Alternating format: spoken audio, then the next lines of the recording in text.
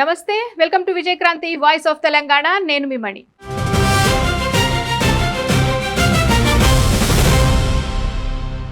Hydraa commissioner Ranganath ను ఆ post నుంచి తొలగించాలని హైకోర్టు తీర్పు ఇచ్చి రోజులు గడుస్తున్నా ప్రభుత్వం ఇంకా నిర్ణయం తీసుకోలేదు. దీనిపై ఇప్పుడు హైకోర్టు ఇచ్చిన ఫైనల్ జడ్జిమెంట్ కాపీలో సంచలన విషయాలు బయటకు వస్తున్నాయి. ప్రజాస్వామ్యానికే మరణ శాసనం లాంటి వ్యాఖ్యలను రంగనాథ్ పై వాడటం సెన్సేషన్ గా మారుతోంది. ఆ జడ్జిమెంట్ కాపీలోని మరిన్ని విషయాలను ఇప్పుడు తెలుసుకుందాం.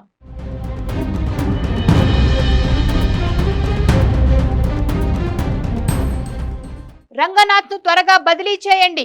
హైడ్రా కమిషనర్ పై హైకోర్టు సీరియస్.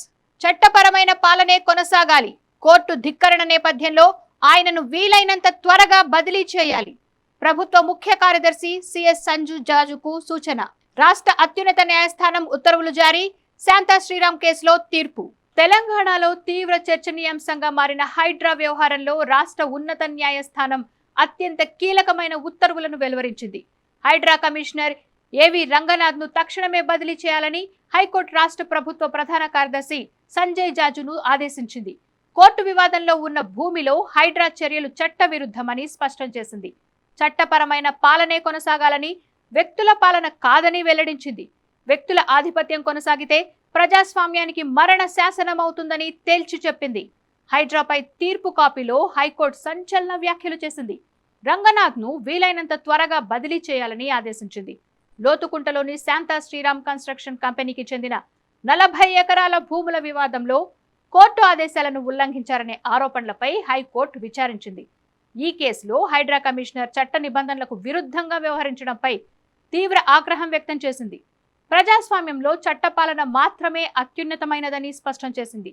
లోతుకుంట భూముల వ్యవహారంలో ఉన్నత న్యాయస్థానం ఇచ్చిన గత ఉత్తర్వులను హైడ్రా కమిషనర్ రంగనాథ్ స్పష్టంగా ఉల్లంఘించారని, ముమ్మాటికి తప్పు చేశారని హైకోర్టు తన తీర్పులో పేర్కొంది.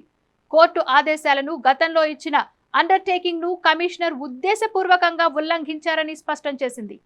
శాంతా శ్రీరామ్ కన్స్ట్రక్షన్ కంపెనీ కేసులో ఎలాంటి నోటీసులు ఇవ్వకుండా ప్రైవేట్ భూమిలోకి ప్రవేశించి యంత్రాలతో కూల్చివేతలు చేపట్టడం చట్టవిరుద్ధమని తేల్చి చెప్పింది.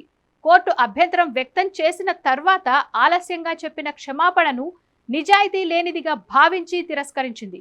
ఇది కోర్టు ధిక్కరణ కిందకు వస్తుందని, న్యాయ వ్యవస్థ గౌరవాన్ని, చట్టబద్ధతను దెబ్బతీసే చర్య అని తీవ్రంగా వ్యాఖ్యానించింది.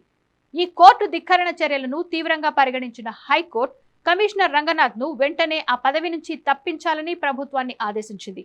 ఆయన స్థానంలో మరొక అధికారిని వీలైనంత త్వరగా నియమించాలని సిఎస్ సంజయ్ జాజుకు ఆదేశాలు జారీ చేసింది. మీ అభిప్రాయం ఏంటన్నది కామెంట్స్ లో చెప్పండి. వీడియో నచ్చితే లైక్, షేర్, సబ్స్క్రైబ్ చేసుకోండి.